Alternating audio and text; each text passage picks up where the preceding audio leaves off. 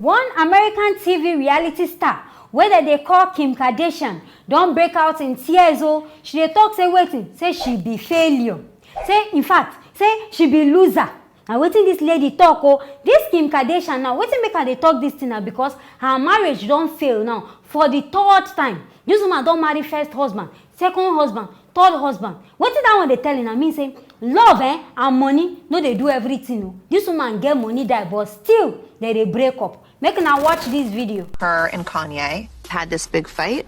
I think he deserves someone that can go support his every move and go follow him all over the place and move to Wyoming. I can't do that. He should have a wife that supports his every move and travels with him and does everything, and I can't. I feel like a failure, that it's like a third marriage. Yeah, I feel like a loser. But I can't even think about that. Like, I want to be happy. And I don't see as Kim they cry, say, and she be failure, say she no go fit do this thing for the man. She no go fit they follow and they travel, they move around. I can't they wonder, what's in this woman they do? This woman will be saying a celebrity, maybe you go just even there, apart from that her show where she they do that Kim Kardashian show. What's in again, she no fit the say she no fit they follow Kanye West, they walk out. And they look, they cry, say if you not even pure. Because the way where she they cry, it be like, and these people they don't marry for 7 years. They don't born 4 children. What's in that, in fact, what in that one they live in herself for? What in that they live in that 2 day okay? So because of say and you know if they follow them, okay, they sit down for house now. They do things where you go they do for house. Make the man they go do your own show. Celebrity, blessing just like divorce.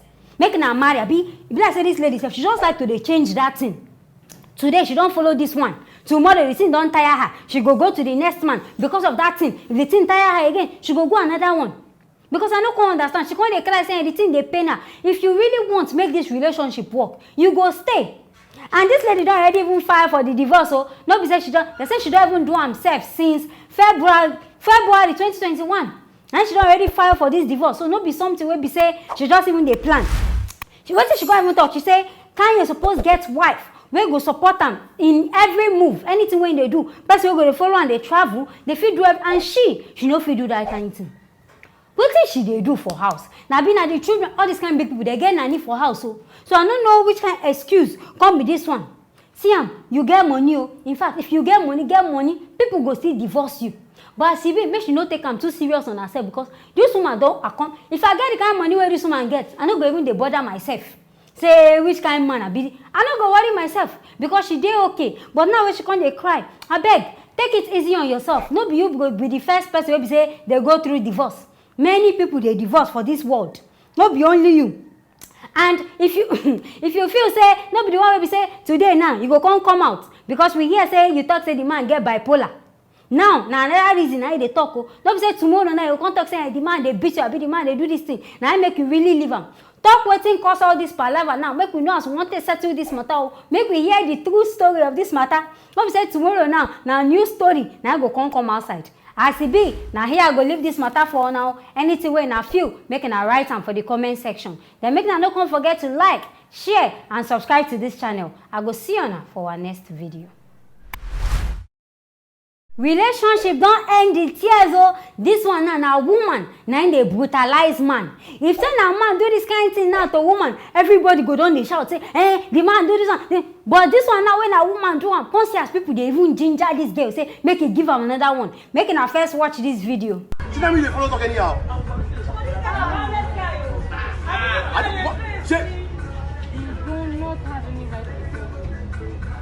I'm ending this relationship now, and there's nothing you can do to that.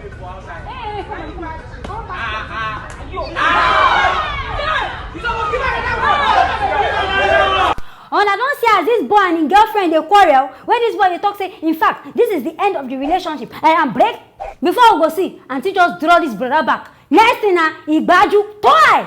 See, the boy brain even reset. If like say the girl give him the slap to remind them say you are not going anywhere. In fact, you don't sign blood covenant.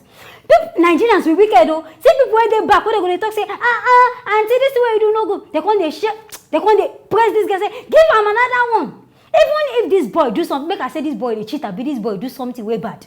You know, if say this story now, if say he change, if say that this boy slap this girl, until Yabo Ojogo don't wear that her wig, they shout, say, this one don't happen. But as it be like nobody they talk about this matter.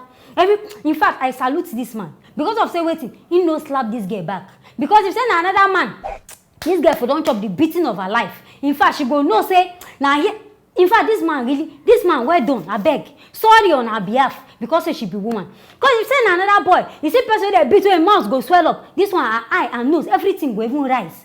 It go be like yeast. Like say they add yeast for her body. Everything go just so because this man go overbeat her. Now she not even the shame. If let's say this girl self na man, because she not even she do herself. She even still dey comfortable. They live ladies. Some people. You see say they talk and say some women they beat man, but I never even see her reach. Now this kind of man, if this boy do mistakes, ain't go marry the. In fact, the man go carry this girl go carry this man up, jack him, beat him. Best make this man just run for in life. Oh, now better early run as you stay young. Now, I don't know which school this one happen for. As you know, say this girl don't start this kind of attitude by the time when you marry. If this girl tell you say go wash my pants when you know do am, oga na beating. If this girl tell you say go wash bra when you know do am, in fact she go beat you blue and black. So it best now just leave this girl in peace. Go find one peaceful girlfriend. Nobody always say go find girlfriend. Come look and say your own girlfriend they beat you. You go come transfer that anger on top of another person picking. No, take your time. Find girl we go love you, we go take you, we go treat you right before you go they run into one kind of relationship. As a B, I don't know as they want to end them. If this video is supposed to even get part 2, make we see what it is. If like say this boy is supposed to beat this girl back, well, we don't know about that side. But as it be like this, oga, well done. People waiting for the comment section. Anything way na feel, make na write them down there because we said we dey reply on her. Then make na don't forget to like, share, and subscribe to this channel. I will see you on for our next video.